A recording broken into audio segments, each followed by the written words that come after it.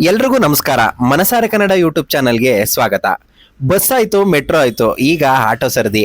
Auto ಪ್ರಯಾಣ ದರವನ್ನ August 1ರಿಂದ ಏರಿಕೆ ಮಾಡಲಾಗಿದೆ. ದಿನ ಕಳೆದಂತೆ ಎಲ್ಲಾ ಬೆಲೆಗಳು ಏರಿಕೆ ಆಗ್ತಾ ಇದೆ. ಬಸ್ಸು ಮತ್ತು ಮೆಟ್ರೋ ದರಗಳ ನಂತರ ಆಟೋ ರಿಕ್ಷಾ ಪ್ರಯಾಣ ದರವು ಏರಿಕೆಯಾಗಲಿದೆ.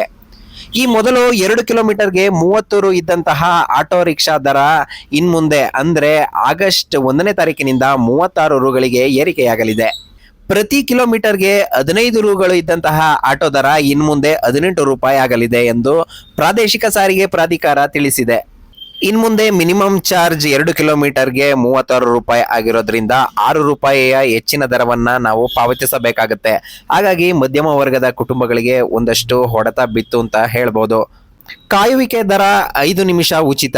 ನಂತರದ ಪ್ರತಿ 15 ನಿಮಿಷದ ದರವನ್ನ 5 ರುನಿಂದ 10 ರೂಪಾಯಿಗೆ ಏರಿಸಲಾಗಿದೆ. ಇನ್ನು ಪ್ರಯಾಣಿಕರು 20 ಕೆಜಿ ಲಗೇಜ್ ಫ್ರೀ ಆಗಿ ತಗೊಂಡು ಹೋಗ್ಬೋದು. 20 ರಿಂದ 50 ಕೆಜಿ ಲಗೇಜ್ಗೆ 10 ರುನಂತೆ ಪಾವತಿಸಬೇಕಾಗುತ್ತೆ. ಪರಿಷ್ಕೃತ ದರವನ್ನ ಆಟೋದಲ್ಲಿ ಚಾಲಕರು ಪ್ರದರ್ಶಿಸಬೇಕು.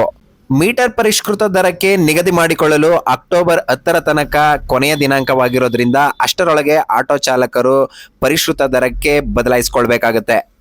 ಬೆಂಗಳೂರಲ್ಲಿ ಮೆಟ್ರೋ ಪ್ರಯಾಣ ದರ ಕೂಡ ಇತ್ತೀಚೆಗಷ್ಟೇ ಹೆಚ್ಚು ಮಾಡಲಾಗಿತ್ತು ಹಾಗೂ ಬಸ್ ದರವನ್ನು ಕೂಡ ಹೆಚ್ಚು ಮಾಡಲಾಗಿತ್ತು. ಅಷ್ಟೇ ಅಲ್ಲದೆ ಬೈಕ್ ಟ್ಯಾಕ್ಸಿ ಕೂಡ ಸ್ಟಾಪ್ ಮಾಡಿರೋದ್ರಿಂದ ಮತ್ತು ಆಟೋ ದರವನ್ನು ಕೂಡ ಹೆಚ್ಚು ಮಾಡ್ತಾ ಇರೋದ್ರಿಂದ ಪ್ರಯಾಣಿಕರಿಗೆ ಒಂದಷ್ಟು ಹೊಡೆತ ಬಿದ್ದಿದೆ ಅಂತ ಹೇಳ್ಬೋದು.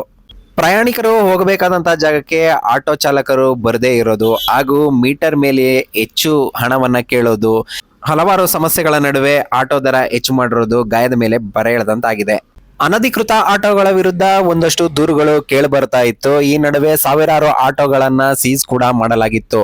ಇಷ್ಟೆಲ್ಲಾ ಸಮಸ್ಯೆಗಳ ನಡುವೆ ದರವನ್ನು ಕೂಡ ಹೆಚ್ಚು ಮಾಡಿರೋದು ಪ್ರಯಾಣಿಕರಿಗೆ ಒಂದಷ್ಟು ಅನಾನುಕೂಲವಾಗಿದೆ.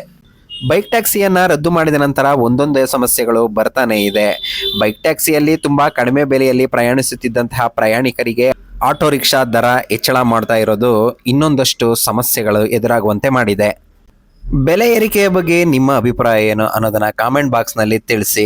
ಬೆಲೆ ಹೆಚ್ಚಳದ ಬಗ್ಗೆ ಆಗ್ತಿರುವಂತಹ ಅನಾನುಕೂಲಗಳು ಮತ್ತು ಮಧ್ಯಮ ವರ್ಗದ ಮೇಲೆ ಬೀಳುತ್ತಿರುವಂತಹ ಹೆಚ್ಚಿನ ಹೊರೆಯ ಬಗ್ಗೆ ನಿಮ್ಮ ಅಭಿಪ್ರಾಯ ಅನ್ನೋದನ್ನ ಕಾಮೆಂಟ್ ಬಾಕ್ಸ್ ನಲ್ಲಿ ತಿಳಿಸಿ ಅಂತ ಹೇಳ್ತಾ ಇವತ್ತಿನ ವಿಡಿಯೋವನ್ನ ಇಲ್ಲಿಗೆ ಕೊನೆಗೊಳಿಸ್ತಾ ಇದ್ದೀನಿ. ವಿಡಿಯೋ ವೀಕ್ಷಿಸಿದ್ದಕ್ಕೆ ಎಲ್ರಿಗೂ ಕೂಡ ಧನ್ಯವಾದಗಳು.